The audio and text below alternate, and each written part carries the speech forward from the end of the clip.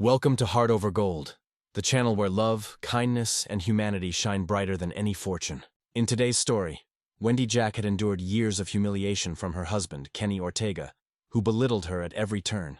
After sacrificing her career to care for their family, she became nothing more than a shadow in her own life. But when Kenny's cruel words and his public disregard push her too far, Wendy begins to reclaim her confidence and self-worth. With the support of her friend Sophia, she embarks on a journey of transformation, proving that she is far more than the woman Kenny tried to erase. This is the story of Wendy's rebirth, her fight for independence, respect, and freedom.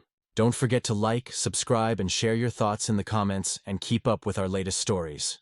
What happens when a husband's harsh words push his wife to the brink? Can a cruel public insult ignite the spark of a woman's true spirit? The tipping point came last night. Kenny Ortega walked into their Chicago apartment, as cold and indifferent as ever, with the weight of the world on his shoulders. Or at least that's how he wanted others to perceive him.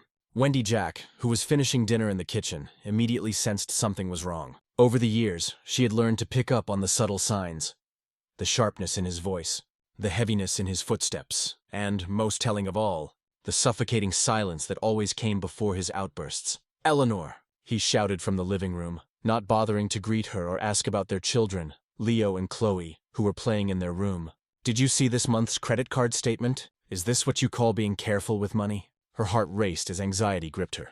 No matter how she responded, she knew he would twist her words against her. With a kitchen towel still in hand, she walked cautiously into the living room, where Kenny stood holding the statement with contempt. "I bought some clothes for the kids, and some things for the apartment," she said, trying to remain composed. Kenny let out a mocking laugh, one filled with sarcasm. "Essentials? You call this essentials? You waste my money on nonsense and act like it's justified." He stepped forward, throwing the paper at her. "Look at this, cosmetic store. Do you really think a face cream is going to fix what time has done to you?" Wendy felt as though she had been struck. His words sliced through her, leaving her raw and exposed. She tried to speak, but her voice barely came out. "I just wanted to take care of myself a little." "Take care of yourself?" he sneered. "Wendy, look at you. Do you honestly think makeup and clothes can cover up what you've become? After 2 kids, you're not the woman I was once proud of. Now, when I look at you, all I see is someone withered." He tossed the statement onto the table. "That's why I'm taking Jenna to the company event on Saturday. At least she knows how to present herself properly in public." Wendy stood frozen, her mind struggling to process the cruel words. Jenna, her assistant, was he really saying this? Her eyes filled with tears. "You can't be serious," she whispered. Kenny shrugged indifferently, clearly unconcerned. "Whatever. I'll be going with Jenna. She knows how to act, unlike you." He poured himself a drink and turned his back on her. Wendy stood in stunned silence, the weight of his words settling over her. She had given up so much for him, but now she was nothing more than an afterthought, a shadow. But then, something shifted inside her. A voice, soft but firm, began to rise. "You are not this man's doormat. You are not invisible. You are extraordinary." Her friend Sophia's voice echoed in her mind as she recounted the events of the night. "You can't let him keep doing this to you," Sophia had said. "You're not just a piece of furniture he's grown tired of. You're an incredible woman. You need to believe that." It wasn't easy, though. Wendy had spent years shrinking under Kenny's criticism. But deep down, she knew Sophia was right. The thought of standing up after all this time seemed daunting. But it wasn't impossible. She'd been knocked down for so long, but now it was time to rise. Wendy sat at the kitchen table, her mind swirling with memories of when she was full of ambition and hope. She had given up her career as a graphic designer to care for their family, thinking it was the best choice. But Kenny had slowly stripped away everything that brought her joy. His words, his disdain. It was a constant reminder that she was never enough. But now, something in her was waking up. A small whisper. "Maybe you deserve more." Sophia's words lingered in her mind. "I want you to stand in front of the mirror and say, 'I deserve more than this.' Think about what makes you happy. And this Saturday, when Kenny takes Jenna to the event, you show him that you are still that woman, the confident, strong, beautiful woman he tried to erase." For the first time in a long while, Wendy believed it was possible. "I'll try," she whispered, though the doubt still lingered. "No," Sophia corrected her firmly. "You won't try. You will do. And when you do, you'll see that Kenny has no control over you anymore. You choose who you are, not him." Wendy ended the call, a small smile tugging at her lips. She felt lighter. It wasn't just about revenge.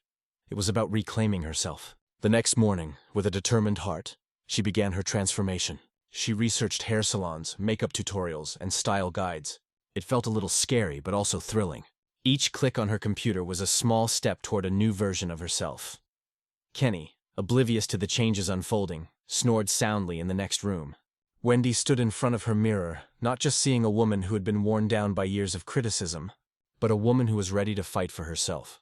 Later, she walked into a high-end boutique in the magnificent Mile shopping center.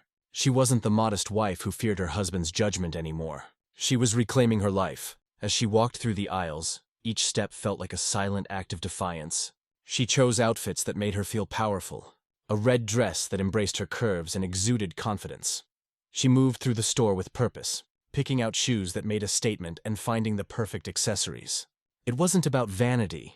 It was about showing the world and herself that she was more than Kenny's words. She deserved this. She deserved more than being pushed aside. Her next stop was the salon. The transformation was complete. New hair, new makeup, new attitude. As she looked at herself in the mirror, Wendy barely recognized the woman staring back at her. She wasn't just beautiful. She was fierce, confident, and ready to take on the world. That night, when Kenny was busy at his event with Jenna, Wendy walked out, dressed in her new persona.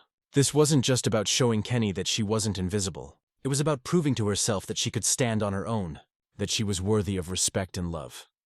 The following Saturday, Wendy's grand reveal was not just a fashion statement, it was a declaration of independence, a bold, defiant reminder that she was no longer the withered wife. She was a woman reborn, and no one, especially Kenny, could ever take that from her. Her makeup, retouched for the occasion, intensified her eyes and gave her the look of a woman who knew exactly who she was. Finally, it was time to slip into the red dress she had selected days before. It hugged her figure precisely with a slit on the thigh that added just the right touch of daring. She paired it with the black patent leather stilettos she had bought. Elegant, imposing, Wendy looked like she had stepped right out of a fashion magazine. Standing in front of the full-length mirror, she barely recognized herself. For the first time in years, she saw the woman Kenny had tried to erase. A vibrant, radiant woman, full of life and undeniably stunning. "Miss Wendy, you look absolutely breathtaking," one of the stylists said, looking at her with admiration. Wendy smiled, and this time, it wasn't a hesitant or shy expression. It was the smile of a woman who knew her worth. "I love it. It's perfect." The grand event was held in a luxurious hotel ballroom in downtown Chicago. The ballroom lights shone like stars, casting a warm glow over the elegant decor. Soft orchestral music flowed through the air, adding a refined ambiance. Guests, executives, partners, high-level employees and their dates walked the red carpet in evening gowns and tuxedos, ready for a night of prestige. Kenny had already arrived arm in arm with Jenna, who wore a tight, short dress that attracted a lot of attention. Some of Kenny's colleagues exchanged discreet glances, clearly uncomfortable with his choice of date. But Kenny, as usual, was too absorbed in himself to notice. "Kenny, how is Eleanor?" asked Mr. Sterling, a senior partner, clapping him on the back. Kenny stiffened slightly but maintained a casual tone. "Oh, she decided to stay home. These kinds of events aren't really her scene." He laughed, but there was a flicker of discomfort in his eyes. He quickly changed the conversation to avoid more questions. What Kenny didn't know was that Wendy was already on her way. When her car stopped in front of the hotel, Wendy took a deep breath before stepping out. The driver opened the door, and as she emerged, the slit of her red dress gave a glimpse of her legs with every stride. Every movement toward the entrance made heads turn. "Who is she?" whispered one of the employees, helping guests with their coats. "I have no idea," another replied. "But she looks like she stepped out of a movie." The whispers spread as Wendy glided through the hotel lobby, her chin held high, her eyes forward, completely impassive to the stares. When she reached the grand ballroom, conversation silenced. All eyes turned to her, captivated. There was something in her presence, the way she moved, the power of her posture that demanded attention. Kenny was standing with his back to the entrance, laughing at something Jenna had said. When he noticed the sudden silence in the room, he frowned and slowly turned around, only to stand motionless. In the doorway stood Eleanor, looking like she owned the place. His eyes widened and his mouth fell open in shock. Was that her? For a moment, he couldn't believe what he was seeing. Wendy looked more stunning than he remembered. It wasn't just her appearance. It was her composure, her confidence, the unmistakable sense of independence that radiated from her. This was not the woman he had belittled for years. She was transformed. Beside him, Jenna shifted uncomfortably. The attention she had enjoyed just moments before had vanished. Now, every gaze, every whisper, every gasp of awe in the ballroom was directed at Wendy. "What the hell?" Kenny muttered under his breath. Wendy, completely serene, walked further into the ballroom, ignoring him entirely. Mr. Sterling, one of the company's senior partners, approached her with a warm, charismatic smile. "Good evening, ma'am. Have we met before?" he asked, clearly impressed by her elegance. Wendy replied with calm confidence, tending her hand. "I'm Wendy, Kenny's wife." Mr. Sterling's expression changed from surprise to genuine admiration. "Well, Kenny has certainly been hiding a treasure. Please, let me escort you to the head table. You deserve to be the center of attention tonight." Wendy accepted the invitation with a grace that left Kenny frozen in his seat. As she walked beside Mr. Sterling toward the table reserved for the company's elite, the entire ballroom remained focused on her. The atmosphere was electric with tension, and Kenny could feel his control over his image, his authority, slipping away with every step she took. Now she was sitting among the company's most powerful figures. At the center of the night's attention, Kenny, still immobilized in his seat, could only watch the public unraveling of everything he thought he controlled. The woman he had scorned, belittled and pushed away for years, was now the one dominating the room. The whispers of admiration buzzed through the space, and every admiring glance directed at Wendy seemed like a dagger digging deeper into Kenny's pride. Jenna, who'd been enjoying the attention moments earlier, now fidgeted next to Kenny. Her outfit, once bold and showy, now looked garish and inappropriate next to Wendy's natural sophistication. She leaned closer to Kenny, trying to pull his gaze back. "Kenny," she whispered, trying to smile. "What just happened? Why didn't you tell me she was coming?" He turned to her slowly, his eyes dark with contained fury. "Didn't you know?" He snapped between clenched teeth. The bitterness in his voice was unmistakable. Jenna forced a smile, trying to minimize the damage. "Well, don't worry. No one really cares." "Shut up, Jenna." He cut her off sharply. "You have no idea what you're talking about." The acidity of his voice startled her, making her shrink in her seat, hurt and embarrassed. Kenny's eyes drifted back to the head to Eleanor. She hadn't even looked at him, yet she was dismantling the image he had worked so hard to create. She didn't need him to sheen, and that reality crushed him. Unable to bear it any longer, Kenny abruptly rose from his seat, ignoring Jenna's desperate look. "Where are you going?" she whispered, but he didn't answer. He walked toward the main table, his face hardened by rage. Around him, the volume of murmurs increased. All the guests turned their eyes to the unfolding scene, waiting for the confrontation to begin. "Excuse me," Kenny said with a cold, cutting tone, interrupting the conversation Wendy was having with Mr. Sterling and the others at the table. He leaned in closer, lowering his voice, but loud enough for everyone nearby to hear. "Can we talk in private?" Eleanor slowly lifted her gaze, meeting his eyes. There was no fear there, no submission, just a calm that immediately unsettled him. "Of course not, Kenny," she replied, her tone serene as she took a sip of her wine. "If you have something to say it. I have nothing to hide." Her words took his breath away. He expected her to stand up, to follow him without hesitation as she always did. But instead she held firm in front of everyone. "I don't think this is the place for that," he murmured, his voice sharper now, trying to maintain control. Wendy gently placed her glass on the table and crossed her hands in her lap. Then she looked him directly in the eyes without blinking.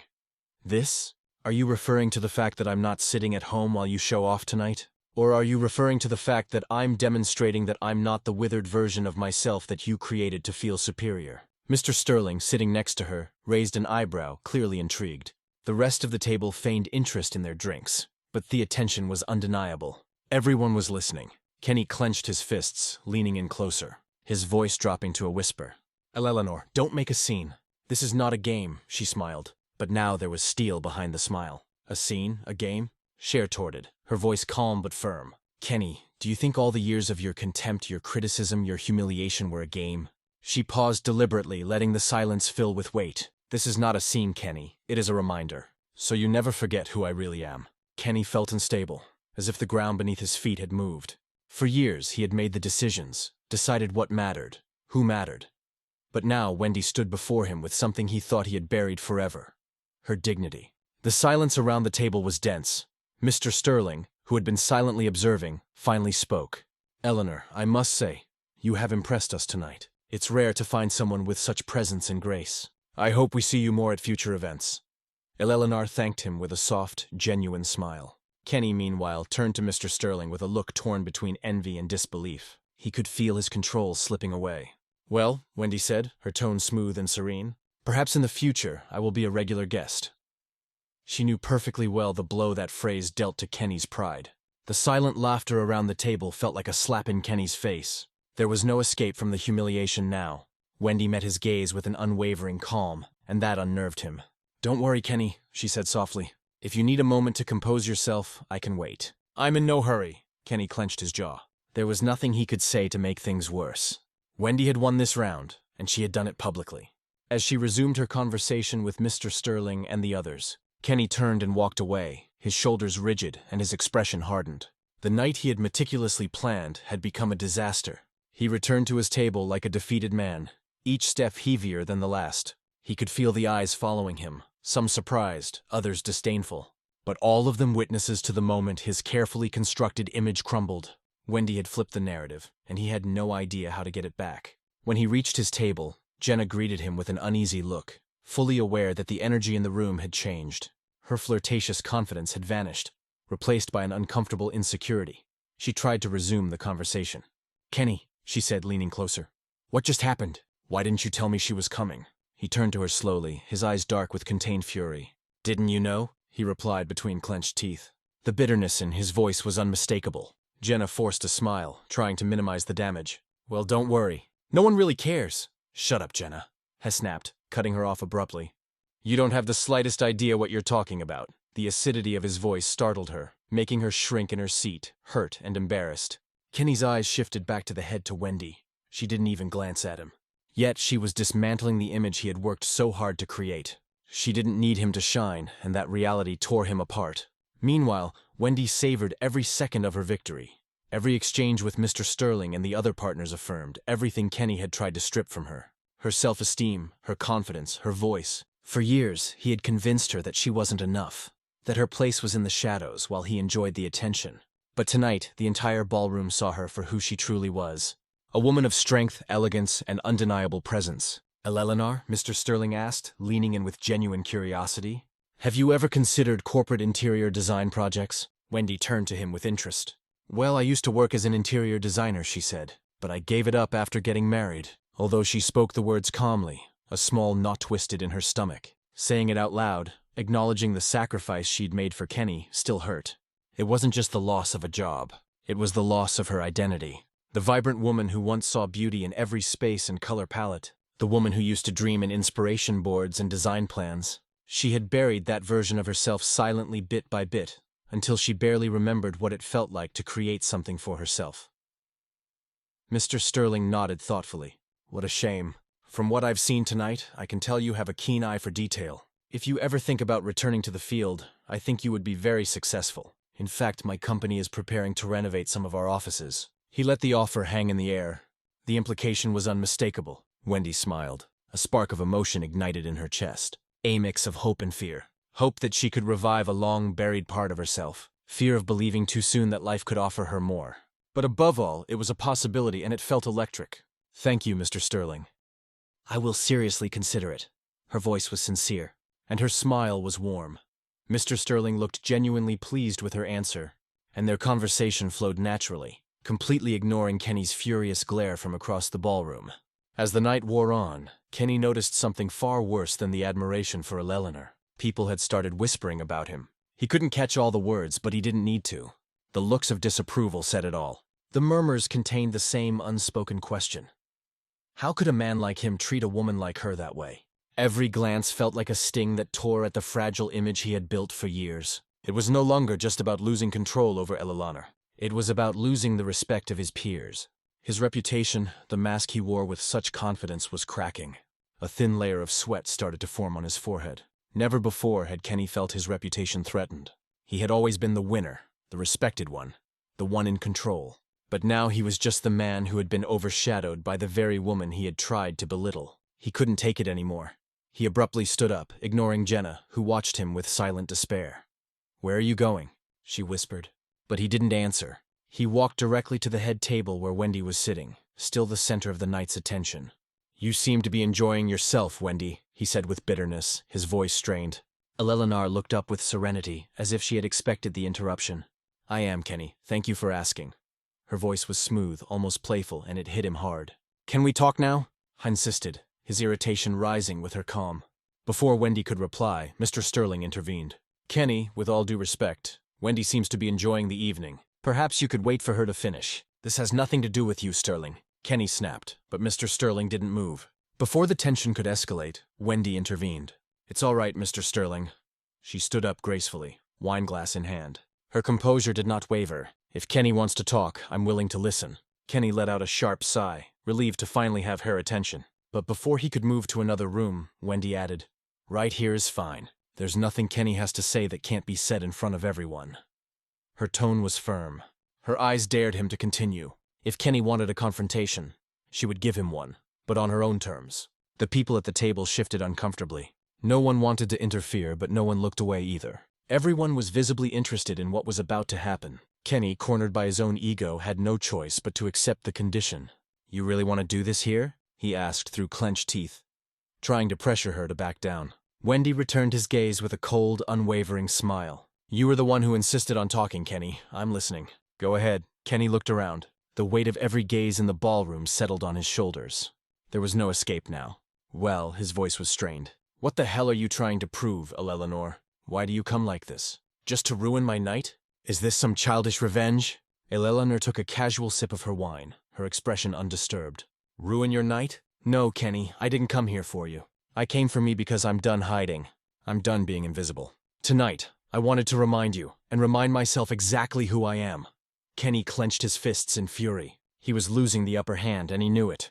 "You think this makes you look good?" he snapped, his voice rising. "You think walking in here like you own the place makes you some kind of queen? Eleanor, you're being ridiculous." A heavy silence followed. His words landed like a slap. But Eleanor wasn't shaken. "Ridiculous?" she repeated softly. "Is that what you think, Kenny? It doesn't surprise me. You were always good at putting me down, weren't you? For years you ridiculed me. You belittled me. You made me feel like I was never enough. But not tonight. Tonight, Kenny. You no longer control me." Her words rippled through the room like thunder. Conversation stopped. Heads turned. Kenny was speechless for the first time. His mouth slightly open, searching for a comeback and finding none.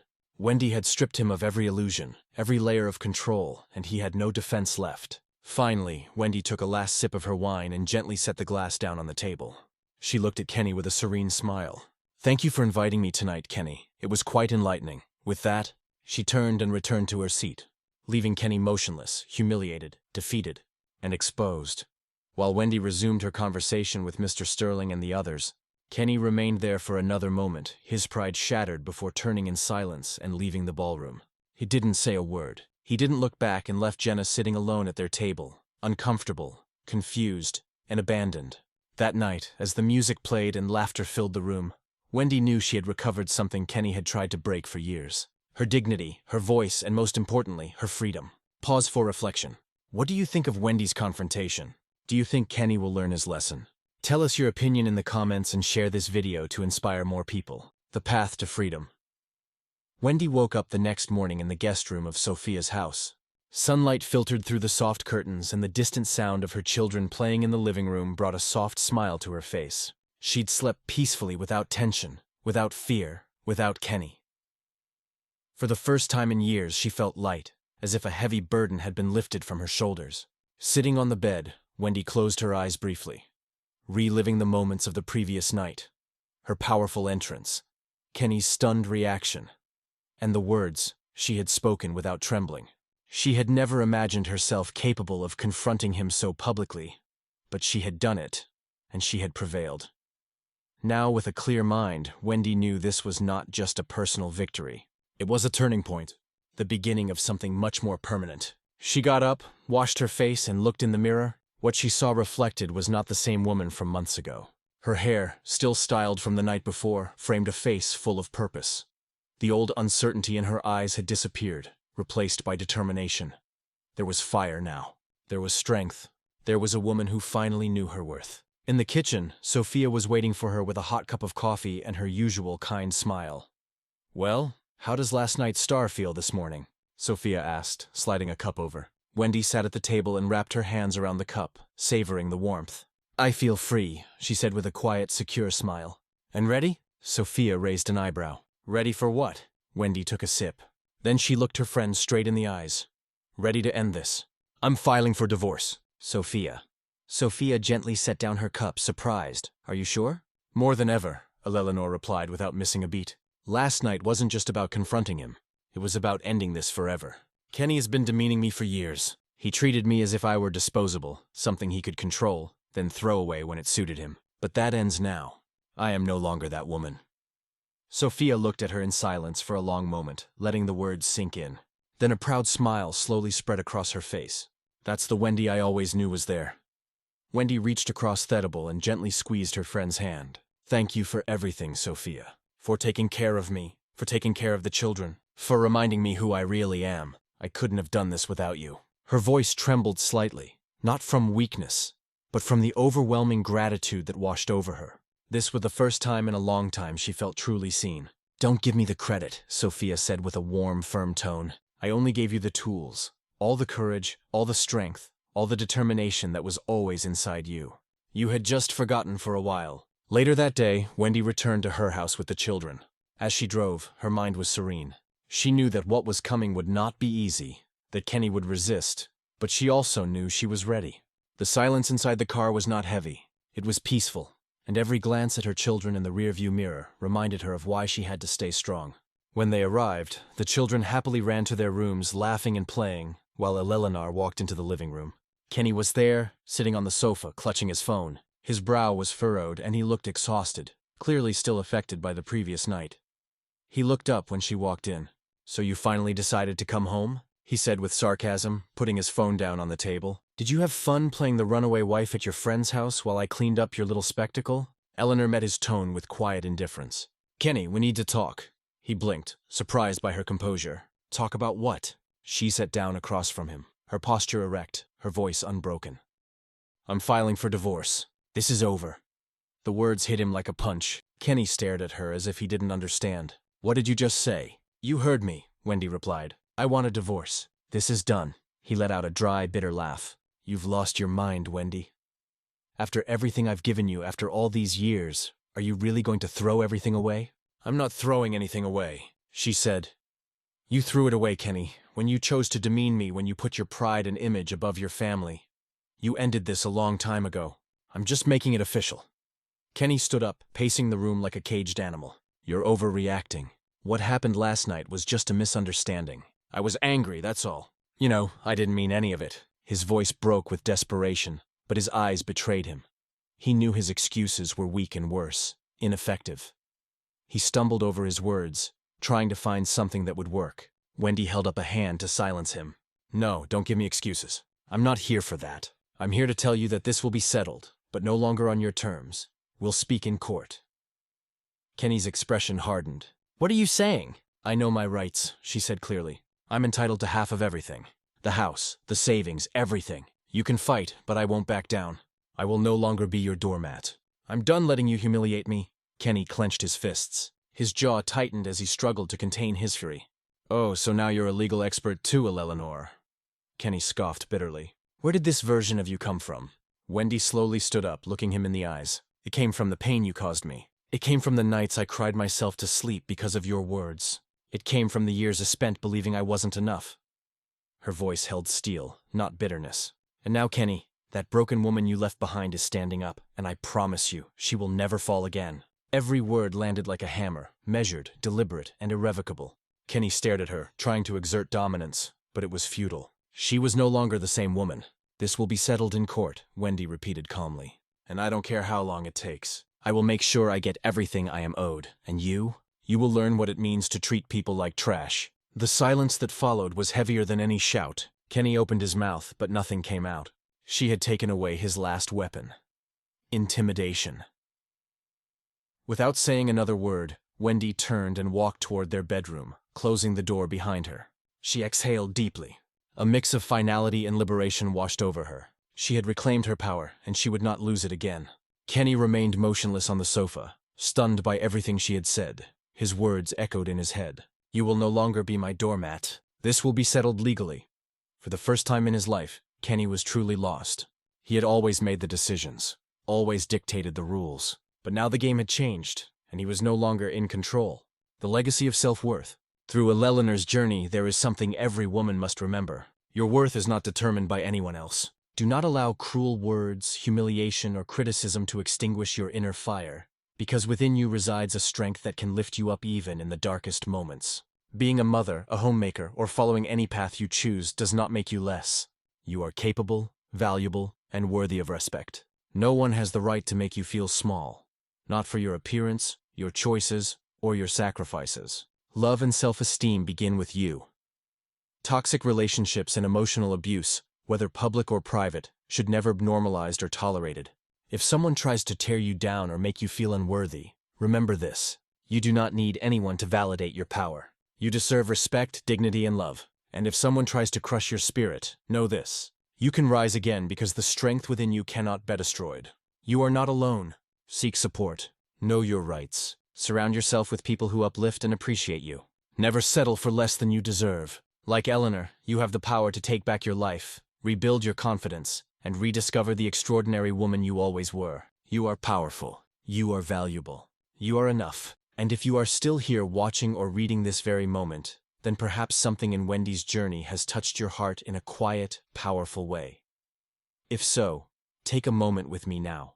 Let's look at this not just as a story, but as something we can take into our own lives. Eleanor's transformation wasn't just about red dresses or dramatic entrances. It was about rediscovering her self-worth. It was about walking through the fire and realizing she could survive without waiting for permission. The philosopher Epictetus once said, "No man is free who is not master of himself."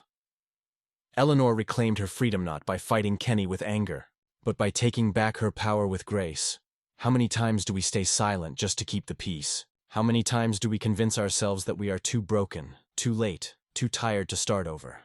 Wendy's story reminds us that healing begins the moment we say enough. Remember, healing is not loud. It is not always dramatic. Sometimes it is a quiet decision at your kitchen table, a whisper that says, "I am enough." Marcus Aurelius wrote, "You have power over your mind, not outside events. Realize this and you will find strength." Eleanor could not control Kenny's cruelty, but she could control how she responded. And in choosing not to let bitterness consume her, she found healing.